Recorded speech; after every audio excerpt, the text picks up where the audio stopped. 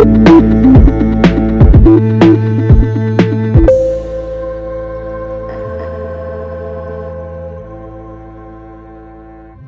día de hoy empezamos la charla con el doctor Miguel Mollón Constante.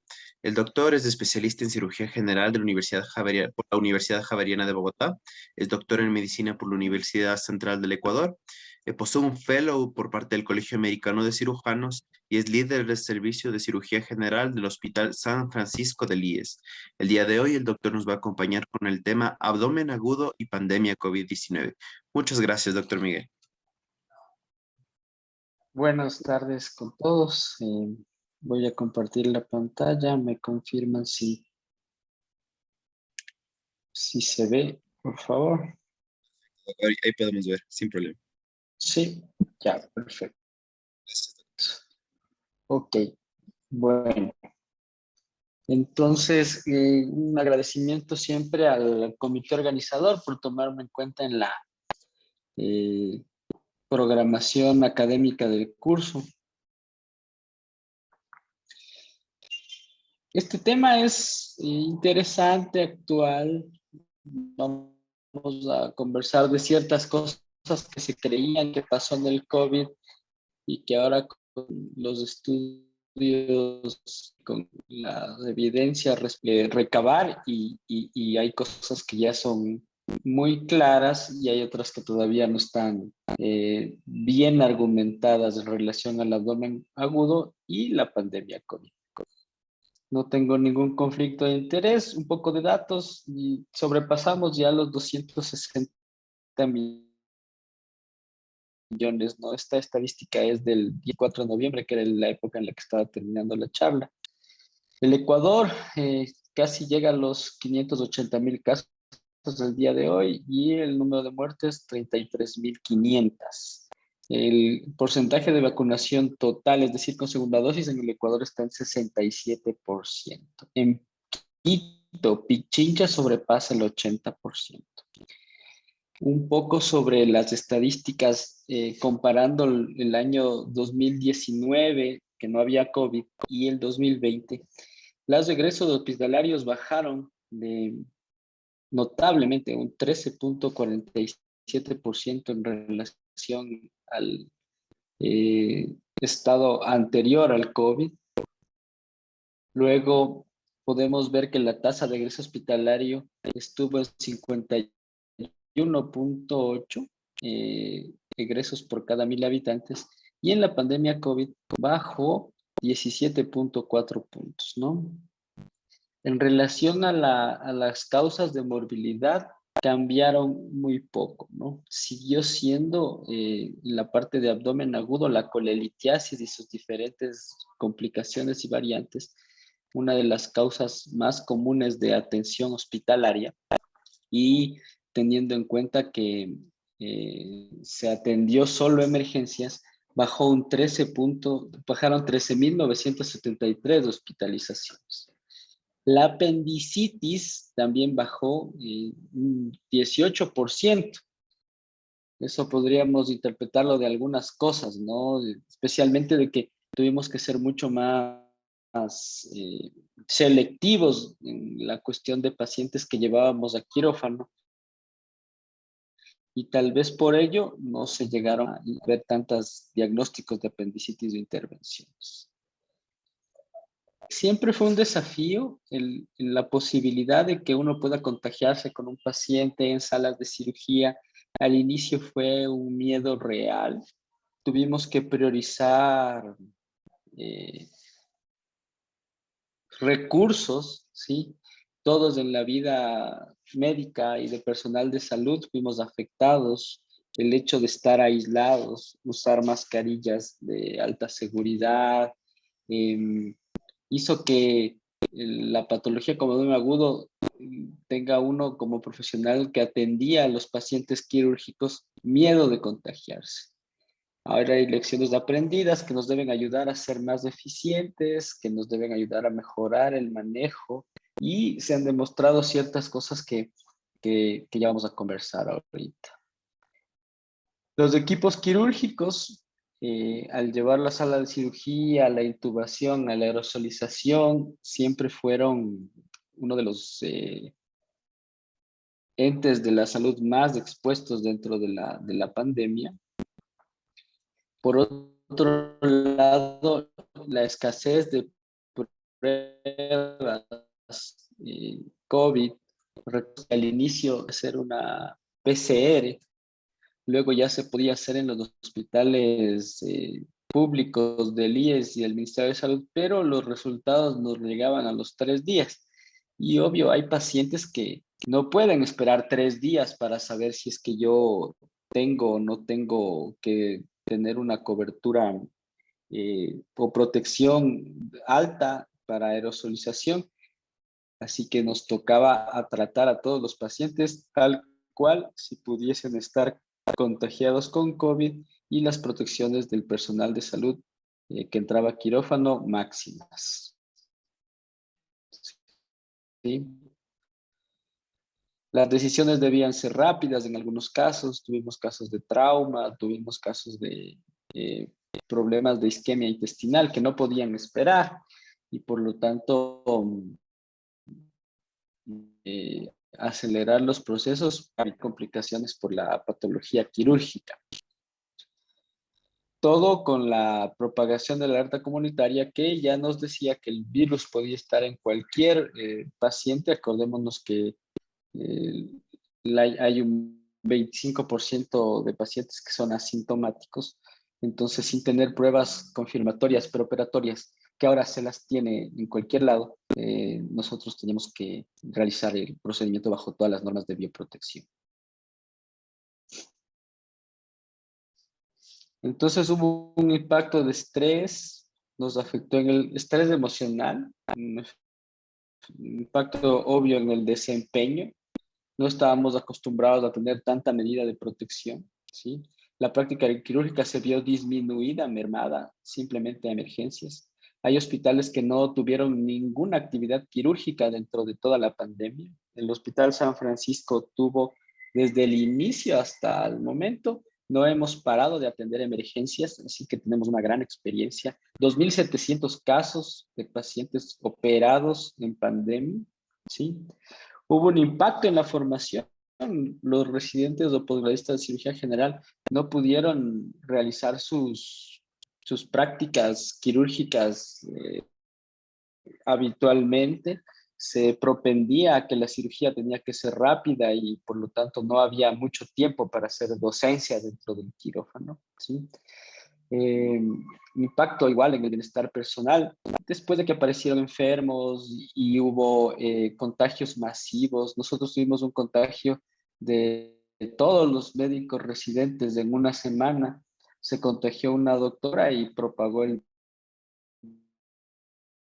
virus a todos, a la mitad del servicio, se contagió la otra mitad. Así que supimos directamente un 80% de los médicos que estuvimos ahí que qué es el COVID como enfermedad. Menos mal con complicaciones leves. Entonces, cuando me preguntan COVID y cirugía, yo tengo algunas cosas, ¿no? ¿Qué niveles de evidencia hay en relación a esto? ¿Qué cambiaron en los protocolos de manejo? El COVID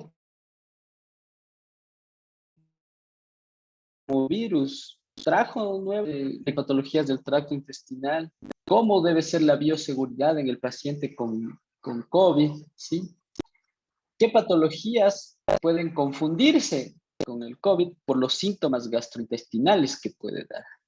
Y todo eso con un uso racional de recursos debido a la limitación de pruebas diagnósticas, tanto para el mismo COVID como para el diagnóstico del abdomen agudo. Acuérdense que todos los tomógrafos estuvieron saturados por la necesidad de realizar tomografías de tórax y cuando pasaba un paciente COVID, el proceso de infección de la sala de tomografía. Entonces, también había limitación en el uso del tomógrafo para las patologías del tracto digestivo, que es lo que nos dedicamos los cirujanos generales.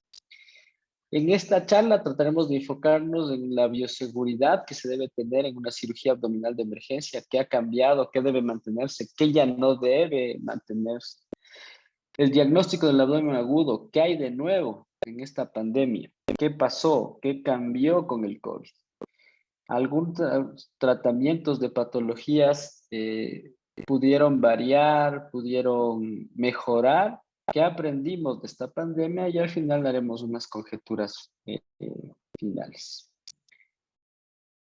La bioseguridad es algo que marcó, ¿sí? Nadie le tomaba en cuenta al humo quirúrgico o más conocido al desecho inhalatorio del electrocauterio, hasta que un estudio indicó que en la cavidad peritoneal y en la luz del tracto gastrointestinal estaba el virus, y al utilizar el electrocauterio o el gas de la paroscopía podía aerosolizar el virus y contagiar al quirófano. En ese momento fue que todos los cirujanos del mundo empezaron a sufrir, o empezamos a sufrir, de la simple protección, como ven aquí en la diapositiva superior, a uso de mascarillas, gafas de presión, incluso mascarillas industriales, las de FFP2. Y para pacientes contagiados, el usar los equipos de trajes hazmat con doble guante, etcétera. Todo fue un aprendizaje para poder protegerse. Pero pues ya se confirmó que a pesar de que en algún momento se indicó que sí se puede aislar el virus en el contenido gastrointestinal, el líquido peritoneal o en las heces de los pacientes, ¿sí?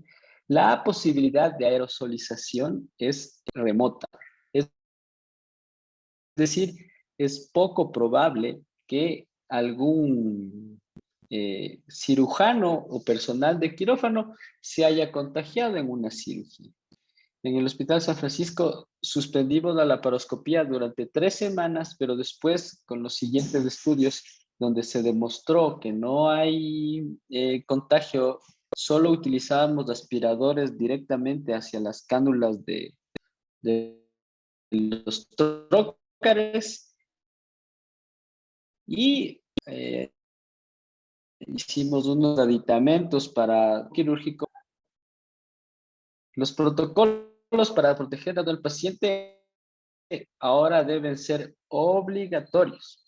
Los médicos y los pacientes deben tener pruebas de PCR. Los pacientes, obviamente, antes de su cirugía, deben realizarse la prueba PCR. Y los médicos y el personal de salud que atienden quirófano deben ser testeados secuencialmente para poder manejar una posibilidad mínima de contagio hacia el paciente, ¿sí? Acordémonos que este virus se transmite directamente por aspirar el aerosol del paciente contagiado, ¿sí? Entonces, y hay superficies, la desinfección, el lavado de manos y el uso de mascarilla son las herramientas más eficaces para eso. Y obviamente la detección temprana al paciente sintomático o al personal de salud con síntomas, realizar la prueba y aislar. El uso adecuado de los equipos de protección es adecuado y racional. No es la época en que yo deba usar trajes hazmat, doble guante, mascarillas industriales como las que usábamos, esas full face 3M, dado que las mascarillas normales, la 1860 del 3M o la nomenclatura europea FPP2, son las necesarias para mantener una protección adecuada y es lo que se debe usar en quirófano. Adicionalmente, se retomó la teoría que el humo quirúrgico, producto de la electrocoagulación, tiene más sustancias tóxicas que el humo del cigarrillo. Entonces es un riesgo laboral no usar unas mascarillas de protección adecuadas para las intervenciones quirúrgicas. Todo esto destapado, ya había estudios, pero se destaparon más cuando se inició los estudios para ver si el virus podía transmitirse a través del humo quirúrgico. Esto es lo que les contaba y detalles técnicos para disminuir el aerosol del gas intraperitoneal, la aplicación de filtros, ya no hacer anastomosis de viva manual para hacerlas con grapeo quirúrgico, que disminuye la contaminación y la exposición en el caso de que yo tenga un paciente confirmado COVID y que su intervención quirúrgica no pueda diferirse, ¿sí? Usar menos del uso de la energía monopolar, sí, el uso indiscriminado no solo puede aumentar el COVID, el riesgo laboral de aspirar el humo quirúrgico, ¿sí? Y el personal debe estar totalmente entrenado para no cometer errores en el lavado de manos, en el sacado de guantes, en el uso de gafas, etcétera, etcétera, que son ya normas de bioprotección que se tiene ya dentro del arsenal quirúrgico normal en una sala de cirugía. En la atención quirúrgica, pues ahora hacer pruebas de antígenos o de anticuerpos resulta innecesario con el nivel de vacunación que hay. El PCR sigue siendo el gold estándar para el diagnóstico y para la evaluación preoperatoria de todo paciente que va a ser llevado a cirugía. Siempre estará hecho con un cuestionario previo de si tuvo relación, contagio o contacto con algún paciente ya contagiado. Y en casos seleccionados, en los que se tenga una duda adicional por examen físico, la TAC de tórax tiene una alta sensibilidad para demostrarnos lesiones pulmonares, ya que todos ustedes han visto por el virus SARS-CoV-2. Inicialmente se decía que la intervención abierta era la indicada versus la laparoscópica por la cuestión del CO2 y la posibilidad de aerosolización. Luego se demostró que ninguna cirugía laparoscópica aumenta el riesgo de contagio, incluso en pacientes con COVID demostrados que fueron llevados a cirugía. El uso adecuado, la protección personal, como les contaba, la mascarilla de protección FPP2 es lo ideal, y las gafas no necesitan doble guante. El paciente el virus no se contagia directamente, sino solo por aspiración. Así que quienes más deben protegerse son los anestesiólogos en las anestesias generales, dado que ellos tienen exposición directa a la vía aérea. Lo que ya habíamos conversado, que inicialmente se decía que podía pasarse por humo quirúrgico, pero que ya se demostró que no.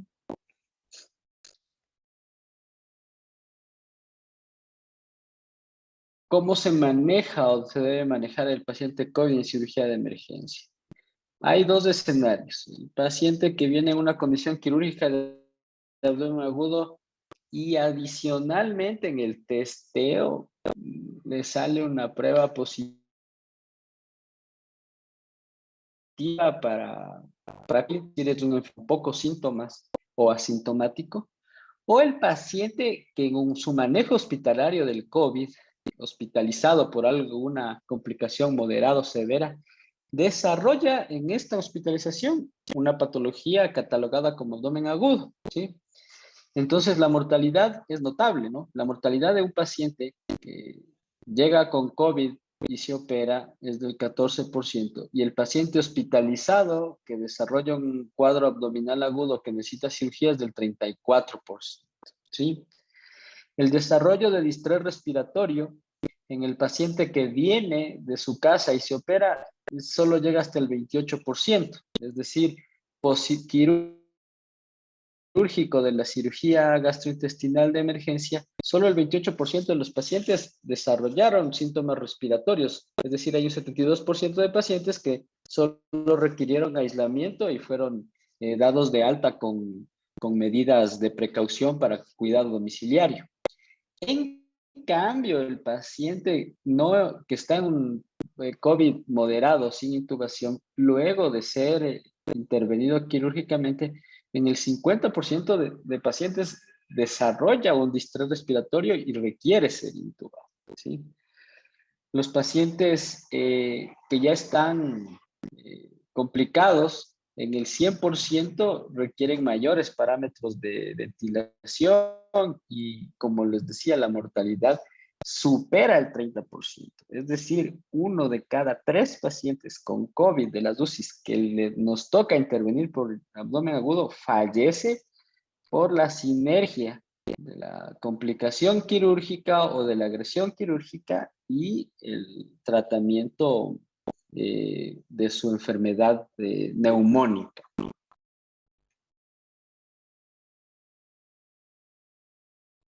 Inicialmente en la pandemia se indicaba que es mejor observar al paciente, darle un manejo clínico, incluso en apendicitis,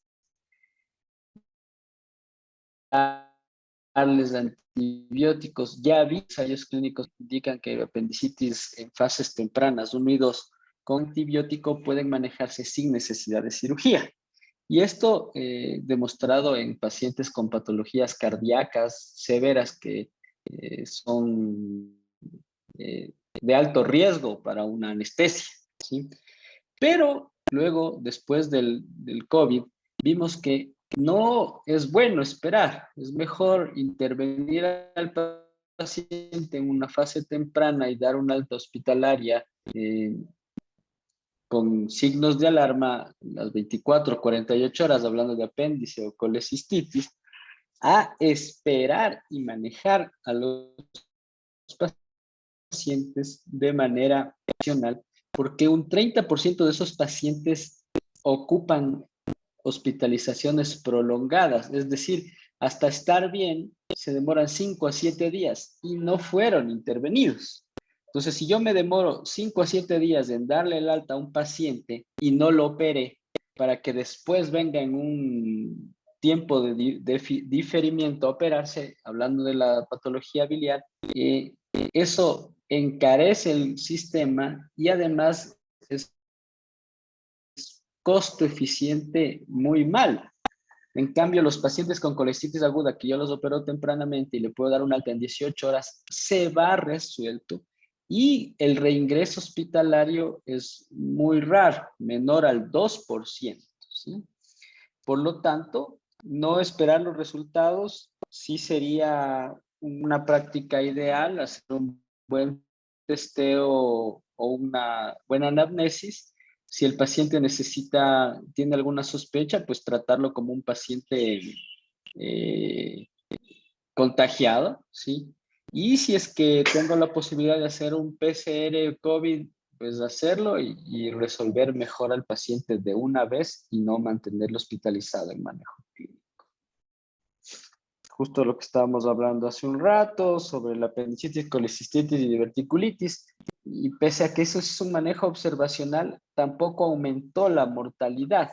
Entonces, lo único que fuimos fue diferir el tratamiento quirúrgico, aumentar la estancia hospitalaria, encarecer el costo de atención por paciente debido a la congestión que había a nivel de salas de cirugía, que algunas tuvieron que ser hasta camas de cuidados intensivos. Este es un estudio interesante, pero dice que en hospitales con recursos limitados es mejor operar la apéndice y no darle manejo conservador como se llama y evita potencialmente ahorrar recursos de tomografías, punciones, etcétera, etcétera, etcétera, cuando uno hace manejo observacional a la apendicitis aguda. Lo de las estomas sí o no, colostomías, ileostomías. Tuvimos pacientes de NUCI con cuadros obstructivos intestinales y hacer una anastomosis en ese paciente gravemente enfermo, golpeado por el COVID, simplemente era más deleterio, ¿no? Entonces, lo que se asoció o se indicó ya retrospectivamente es hacer ostomías. Pero ojo, el COVID, el tracto gastrointestinal en ese puede estar hasta 18 días. Entonces, ese paciente, si bien puede salir, la persona que maneja la parte de enfermería y todo, debe tener toda la protección en los cambios de bolsa de colostomía o manejo de materia fecal, ya que podría contagiarse dada la colonización del virus a nivel del tracto gastrointestinal en heces. Luego, se habló mucho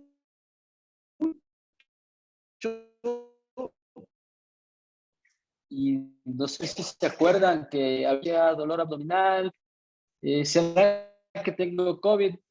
Veamos qué tan frecuentes son los síntomas gastrointestinales y qué tan específicos pueden ser, ¿no? Pacientes que confirmados por COVID presentan síntomas gastrointestinales y respiratorios en una serie de 25.210 pacientes, solo el 16% presentaron anorexia, diarrea, náusea y vómito. ¿Sí? Y solo un 5.7%. Entonces, podemos decir que el dolor abdominal no es un síntoma del COVID. Está en menos del 90% de los pacientes y debe ser un síntoma de descarte. Siempre va a haber algo o otro síntoma relacionado más directamente con la afección respiratoria antes que pensar que sea el abdominal. La anorexia da a los pacientes o quienes hemos estado con COVID saben que hay una anorexia, hiporexia, debilidad, astenia, ¿sí? La diarrea con los antibióticos y los medicamentos que le aplican o le aplicaban a cada paciente que tenía COVID era frecuente. Y tal vez la náusea y vómito sean un síntoma, náusea y vómito sin otra relación, como una sintomatología sospechosa del paciente COVID. Y acuérdense que en patologías gastrointestinales, infecciones urológicas, todo, náusea y vómito es un síntoma poco decidor o poco específico para cualquier tipo de enfermedad, ¿no? Entonces, miren, aquí también podemos ver que la hiporexia se presenta en el anorexia 27, 22% en esta serie, la diarrea 7, 13, 12%, y son series de 4.800, 4.200, de esta de 12.000 casos, ¿no? Con 78 estudios. Entonces podemos decir que los síntomas gastrointestinales son lo menos probable o algo de lo menos probable que nos pueda indicar una infección de COVID. Yo tuve muchos colegas y familiares que con un dolor ya se hicieron hasta un PCR pensando, ¿no?, que podrían ser, ¿sí? Esto, lo que hablábamos de los síntomas gastrointestinales y la transmisión orofecal, ¿sí? Hay que tener en cuenta lo que habíamos conversado, que hasta 18 días pueden tener el virus en la materia fecal y por lo tanto las personas que manejan la situación de las ostomías o al paciente de todas las protecciones para evitar aerosolización. ¿Qué otras patologías podrían atribuirse al COVID, pero ya directamente como afectación al tracto digestivo? Empecemos con la pancreatitis. Acuérdense que dentro de las 18 causas de pancreatitis está la pancreatitis por virus, especialmente Coxsackie, rubiola, y se le atribuyó al COVID la posibilidad, ya que hubo muchos pacientes hospitalizados en las salas de terapia intensiva que tuvieron elevación de enzimas, ¿sí? la teoría es que las células pancreáticas ductales también expresan el receptor de la enzima convertidora de angiotensina 2. Y acuérdense que es uno de los receptores del virus, ¿no? Entonces, en ese sentido, podría ser que el virus se adhiera a las células del islote pancreático y por lo tanto provocar una infección, una inflamación del páncreas por infección viral. Sin embargo, se considera que es infrecuente, ¿sí? Se publicaron en China primero y luego el mundo informes de casos, ¿sí? En poblaciones muy pequeñas de estudio, atribuyéndole al COVID como causa de pancreatitis, ¿sí? En Estados Unidos, en este estudio, 11.863 pacientes hospitalizados de 12 países, hubo 32 casos de pancreatitis aguda, ¿sí? Lo que arrojó una prevalencia entre el 0,27 al 0,27%. Y el 69% de estos casos, o sea, de estos 32 casos, fueron idiopáticos, es decir, no se demostró ninguna otra causa. Por lo tanto, todavía no se ha demostrado. Sin embargo, hay indicios de los cortes histológicos en autopsia donde ya se puede encontrar, ¿sí? Biopsias con cambios histológicos y en tejido aislado el virus a nivel del páncreas. Sin embargo, son estudios heterogéneos que todavía no nos pueden confirmar. Sí hay un indicio, pero no es todavía la COVID o el SARS-CoV-2 una causa de pancreatitis demostrada ya clínica, perdón, con el virus, ¿sí?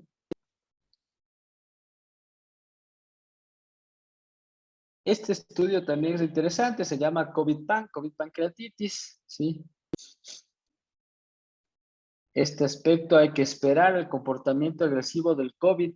No se sabe si esta fue una pancreatitis la que tuvo más complicaciones en el sistema del paciente o el mismo COVID quienes fueron los determinantes la causa, ¿no? Debido a que la pancreatitis fue severa. Entonces todavía nos queda demostrar si el COVID es una nueva etiología de la pancreatitis aguda. Hay indicios, pero no se ha podido demostrar todavía. ¿Con qué frecuencia complica el COVID el curso de la enfermedad pancreática o viceversa? Todavía no se puede dar una relación de qué es más grave, ¿sí? Y si la infección respiratoria aguda puede causar una enfermedad típica con síntomas respiratorios o reconocidos como negativos, es decir, puede tener una pancreatitis viral por COVID y simplemente solo desarrollar problemas gastrointestinales sin nada respiratorio. Eso todavía no se ha podido confirmar. Hay otras etiologías, ¿sí? Puede ser que la cantidad de fármacos que se usan, especialmente los anticuerpos monoclonales, al usarlos para contrarrestar el COVID, son causa de pancreatitis aguda. Entonces, no es del COVID, sino es los fármacos que se utilizan para el COVID la causa de la pancreatitis, ¿sí? El daño viral directo, si bien está todavía en estudio, ya se puede ver que sí hay afectación en piezas histológicas, necropsias, ¿sí? Y todavía nos falta estudiar cuál es el efecto de la pancreatitis aguda en el pronóstico del COVID. ¿Cuál es la mortalidad directa de un paciente que tiene COVID y le da pancreatitis? Otra de las patologías que se exacerbó y que todos debemos acordarnos cuando en las guías se indicó que hay una cascada inflamatoria de procoagulabilidad y que todos los pacientes con COVID debían manejarse con anticoagulantes, ¿sí? Entonces veamos qué pasó con los efectos trombóticos, ¿sí? Sí hay informes y se ha demostrado que la cantidad de efectos tromboembólicos en la pandemia COVID fue mayor, ¿sí? El impacto de las complicaciones trombóticas se ha reconocido como un componente importante de esta enfermedad a nivel pulmonar en la neumonía. La trombosis que provoca el COVID a nivel pulmonar es una de las situaciones que hace que la falla ventilatoria sea exacerbada, ¿sí? Sea mayor. Y adicionando a eso, un paciente que ya tenga algún tipo de factor de riesgo a nivel vascular, trombos, ateromas, podría que el estado hipercoagulable que el COVID lo tiene, pues haga que haya más eventos trombóticos. La isquemia mesentérica es uno de ellos, ¿sí? Puede ser determinada por un dolor abdominal intenso asociado a diarrea y vómitos, ¿sí? El paciente necesita hacerse exámenes de sangre y ahí es donde vamos a ver que el dímero D estará elevado y la PCR también, y el diagnóstico se confirmará con una tomografía contrastada. Las imágenes, como estábamos diciendo, tienen que ver los vasos mesentéricos. Un TAC normal de abdomen puede no identificar. Entonces, cuando yo tengo un paciente con sospecha de trombosis mesentérica, tengo que colocar que debe hacerse una angiotomografía de abdomen y pelvis por la sospecha. De tal manera que el médico radiólogo y todo el personal de imagenología busque si es que hay en realidad el hallazgo imagenológico de la trombosis, ¿sí?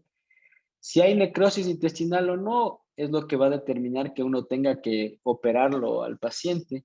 Si hay necrosis intestinal, son los pacientes que entramos a hacer resecciones, que seguramente queden ostomizados, ¿sí? Y si no hay necrosis intestinal, lo que se hace es anticoagulación y rara vez revisiones quirúrgicas. Otro de los eventos trombóticos, acordémonos que la arteria esplénica es única, ¿sí? Entonces, el estado protrombótico del COVID aumentó la posibilidad de infartos viscerales, ¿sí? Especialmente del vaso. Dolor abdominal severo, localizado en hipocondrio izquierdo. En la serie de casos que nosotros vamos a presentar, no hoy, sino en una publicación, tuvimos 7 infartos esplénicos en pacientes de los cuales solo uno tenía confirmación de infección por SARS-CoV-2. Este hallazgo de infartos ayuda a la teoría de que los pacientes que tienen marcadores de trombosis aumentados en la evaluación inicial, como es el dímero D elevado o el fibrinógeno, deben ser anticoagulados, ¿sí? Y manejar por lo menos 14 días de anticoagulación hasta mirar que no se provoque ningún cuadro trombótico a nivel de los órganos abdominales. Estas son unas imágenes de los infartos esplénicos. Como pueden ver aquí en la imagen superior, solo tiene perfusión en el segmento medio del vaso, ¿sí? Acá también hay.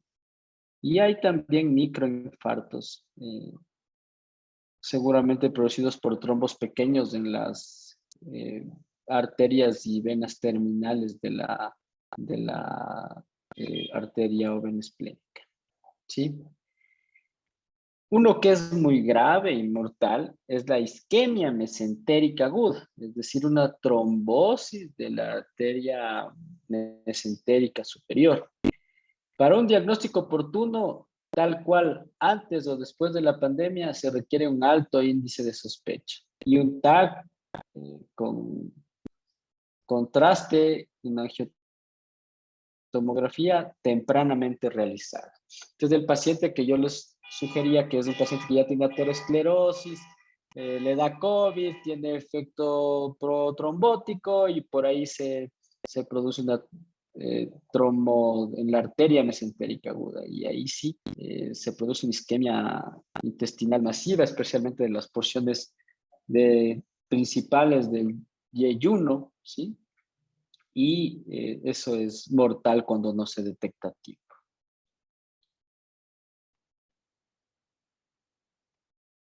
Un poco de la fisiopatología, del por qué se produce la isquemia mesentérica aguda.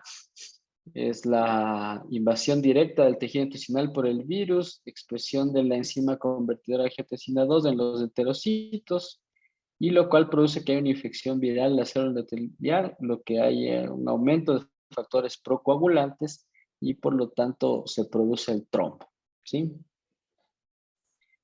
Estos son los ejemplos. Esta es la aorta y aquí está la salida de la arteria mesentérica superior donde se puede observar el trombo.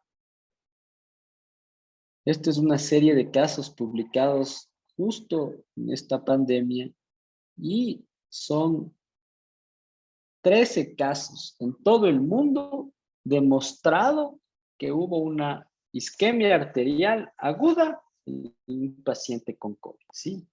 Ahí están los días de detección, ¿sí? Fue, por ejemplo, en este caso 13, fue al día 6 con un scan, una tomografía, y el manejo fue conservador. Seguramente el paciente estaba en muy mal estado general y falleció, ¿sí?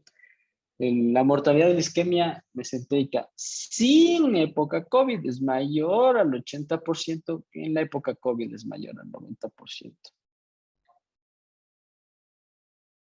Aumenta la morbimortalidad en el paciente con COVID que presenta abdomen agudo. Vamos a revisar también unos estudios.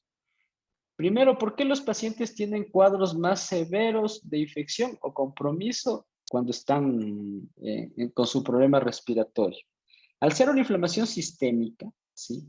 Y el uso de medicamentos inmunosupresores que se utilizan como los corticoides o los anticuerpos monoclonales, contribuyen directamente a que haya infecciones oportunistas, ¿sí? Esa coagulopatía subclínica y el estado protrombótico contribuyen a trombosis de vasos pequeños y además de haber una infección, hay hipoperfusión. Entonces, las infecciones gastrointestinales son más severas.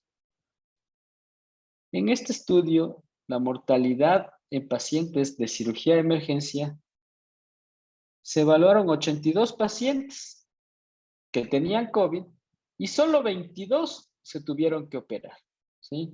Se utilizaron scores de severidad como el Apache y el SAPS, que se utilizan en todas las unidades de cuidado intensivo, ¿sí?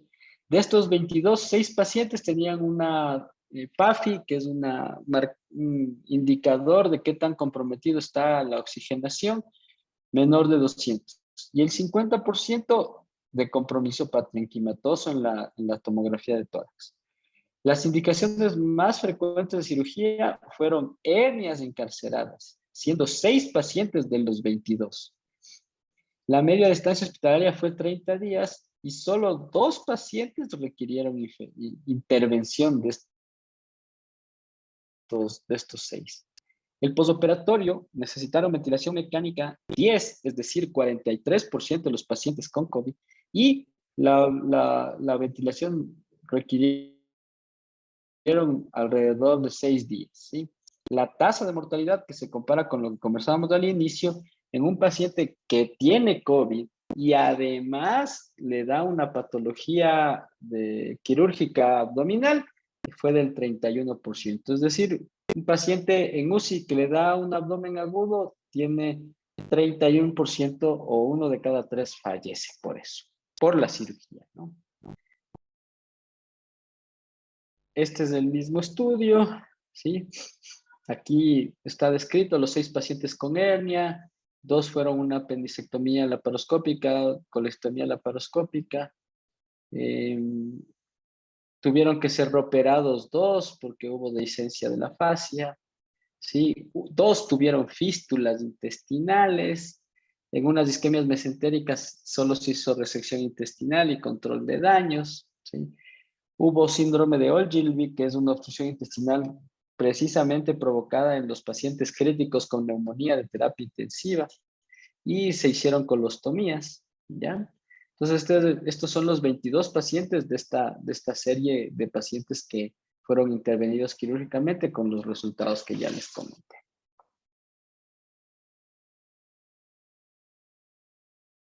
Algo que también afectó fue la enfermedad diverticular. Acordémonos que en la pandemia la realización de exámenes por endoscopia fue mucho menor en la era pre-COVID. Y la enfermedad diverticular es una enfermedad que se lo diagnostica por tomografía y se complementa con una endoscopia.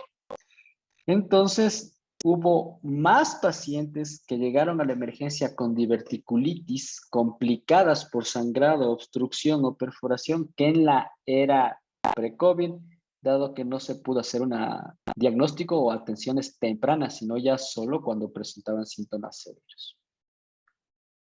Esta es la clasificación que se usa, se llama de Hinchey, para definir si el paciente necesita operarse o no. Pero en el impacto ya de la situación de si hubo más mortalidad por enfermedad diverticular, no hubo más mortalidad. Pues se presentaron más casos de enfermedad diverticular complicada, pero no hubo mayor mortalidad en esta patología aguda del tracto digestivo. Acá tenemos un algoritmo quirúrgico donde debe usarse, qué protección debe usarse, ¿sí? Paciente que se va a operar, ¿es urgente o no urgente? Si es que la cirugía es emergente, yo tengo que buscar la prueba PCR inmediata. Si es que no la puedo hacer, tengo que atender al paciente quirúrgicamente con todos los equipos de protección que ya hemos comentado. Si es que el paciente puede esperar unas horas, tengo que ver si tiene alto o bajo riesgo de aerosolización. Aquí están los procedimientos que tienen alto riesgo de aerosolización: broncoscopía o lavado, laringoscopía, cirugía de tráquea, cirugía nasofaringea o orofaringea, procedimientos dentales, endoscopia, que ya hemos hablado, cirugía de intestino, ¿sí? Otros procedimientos que incluyan abrir algún segmento del tracto gastrointestinal, el ecocardiograma transesofágico, el RCP, ¿sí? Estos son los procedimientos de alta aerosolización, en los que tengo que usar protección completa si mi paciente no ha sido descartada la infección por COVID o tengo ya una prueba positiva, ¿sí? Conclusiones. Siempre hablaré desde el punto de vista cirujano, que es el que me han invitado a opinar hoy. Los cirujanos deben adaptarse y el personal en general de salud que entra a quirófano, para ejecutar de manera segura y eficiente los procedimientos quirúrgicos de emergencia mientras dure la pandemia. Saber usar los usos de equipos de protección, saber interpretar las pruebas de diagnóstico. Yo como cirujano miro las tomografías de tórax de mis pacientes, si es que ya le hicieron, para pues, confirmar que no hay hallazgos sugerentes de una infección por COVID. Hay test que se utilizan en el área de triaje para determinar pacientes que tienen alto, bajo o ningún riesgo de haber sido contagiados. También todos debemos estar eh, relacionados con este tipo de test o de consulta rápida, ¿sí? La preparación del caso es de suma importancia, ¿sí? Tenemos que ser eficientes en el uso de tomografías, de saber cuándo pido un dímero D, los recursos son escasos. Si es que yo exagero y a todo el mundo le hago todo, lo que me estoy gastando es todas las pruebas que puedo usarlas realmente en los pacientes que sí lo ameritan, ¿sí? Cada situación local es diferente, cada hospital debe tener un comité de infecciones, un comité quirúrgico y brindar, adaptarse y mejorar para que la atención sea segura y eficaz en todos los hospitales. Cada uno donde trabaja debe buscar consensuar y tener algoritmos de manejo, ¿sí? El personal y el paciente, como habíamos hablado, deben tener testeos, ¿sí? Ya en estas épocas en todo lado se hace PCR, así que hay que tratar de hacerlo una norma, todo paciente que se va a operar. Y el personal debe tener estudios rutinarios para evitar contagios cruzados entre el personal y contra pacientes, ¿sí? Como ya se ha demostrado, la vacunación masiva es una herramienta útil. Hemos podido ya recuperar un 30% de la programación quirúrgica habitual, ya que nuestro hospital, que era un hospital mixto, ya cerramos el área COVID y podemos hacer más cirugía de toda la que está represada, ¿sí? Todos los consultorios, salas de tratamiento y quirófanos deben tener normativas específicas y todos tenemos que cumplirlos a rajatabla, ¿sí? Es importante mantenerse informado de cómo va la pandemia, cuántos casos hay, cómo está la mortalidad, si se están llenando ya las UCI de los hospitales que son centinela. Todo eso tenemos que estar al tanto para toma de decisiones. Acordémonos que la pandemia no se ha terminado, tenemos más herramientas, no debemos holgarnos en los cuidados y tratar de que sea como cuando empezó la pandemia, pero con todo el conocimiento que ya se tiene. Eso es lo que les quería contar. Creo que tenemos unos 5 minutitos para preguntas. Les escucho. Gracias. Muchas gracias, doctor Mollón, por su charla bastante completa sobre cómo esta pandemia realmente ha cambiado completamente el ámbito quirúrgico y también, bueno, clínico, obviamente, sobre los cuidados que hay que tener. Doc, tal vez algunas preguntas que podría hacer. ¿Nos podría comentar cómo, sobre todo, ha cambiado? Bueno, ya nos comentó un poco, pero sobre todo, cómo se maneja un poquito más del protocolo en su hospital, sobre todo cuando un paciente no se sabe si es que tiene COVID, tal vez viene con patología respiratoria, sobre todo tal vez si es que, como usted nos comenta, hay recursos que se tienen que administrar adecuadamente. Sin embargo, muchas veces lo que yo he visto en algunos hospitales, bueno, sobre todo privados, obviamente, es que no les atienden a los pacientes o intentan prolongar el más tiempo la cirugía hasta poder determinar el resultado de la PCR. Y según esto van a determinar en qué tipo de quirófano la atienden, si es en un quirófano libre de COVID o un quirófano que puede estar. Entonces, ¿me podría comentar un poquito más cómo es la situación en O su sea, hospital? pongámoslo un ejemplo, ¿no? Yo trabajo en una institución que es parte del Seguro Social. Entonces, ahora el Hospital Centinela sigue siendo el Hospital Quito Sur. Si llega un paciente que tiene apendicitis y a la vez sospecha de que pueda tener COVID, indudablemente lo que hay que hacer es una PCR. Tenemos 2 horarios de toma de muestra, uno a las 9 de la mañana y otro a las 7 de la noche. Entonces, el resultado lo entregan en 3 horas. Entonces, con ese paciente se le pasa a una zona de aislamiento por la sospecha, es un área como de triaje y se va al área de respiratorios hasta que se demuestre o se concluya que no, ¿sí? Si es que la prueba PCR sale positiva y el paciente tiene apendicitis, es trasladado al Hospital Quito Sur porque es el Hospital Centinela donde tendrá que ser intervenido quirúrgicamente. Si es que el paciente se demuestra que no tiene COVID, pasa directamente a la sala de hospitalización normal y se interviene en el Hospital San Francisco. Pongamos lo que viene en un tiempo fuera de las horas donde se toma el PCR. Entonces, ahí se hace un ataque de tórax. Si la TAC de tórax es positiva, pues se va al Quito Sur. Si la TAC de tórax es negativa, se hace. Como les había comentado, ya es una rutina de que nosotros usemos las mascarillas FPP2 en quirófano y todo el personal está instruido en el lavado de manos, uso de gafas, etcétera, etcétera. Así que si hubiese algún paciente que se pasa, simplemente los métodos de barrera o de bioseguridad y la limpieza después del quirófano hacen que ese paciente, pues, ese caso no contagie, entre comillas. Y si desarrolla la enfermedad ya en hospitalización, es decir, es un paciente que se nos pasó, salió un PCR de esos falsos negativos o la tomografía no mostraba todavía hallazgos imagenológicos sugestivos de una neumonía por COVID, entonces pasa al piso de aislados en medicina interna y ahí se lo tiene hasta que sus condiciones de alta le puedan llevar a una situación domiciliaria de aislamiento.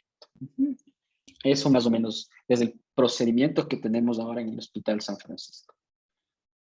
Perfecto, Doc, muchas gracias. Y tal vez otra pregunta que podríamos hacer es, ¿han cambiado de alguna forma las medidas o tal vez han dicho tal vez en su hospital algunas nuevas medidas a adoptar con la nueva variante que acaba de llegar al país?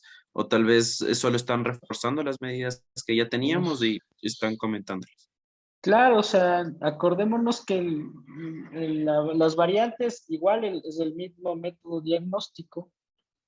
Lo que tratamos de hacer es muy sutiles y suspicaces en el área de triaje para determinar si tiene algún tipo de sospecha.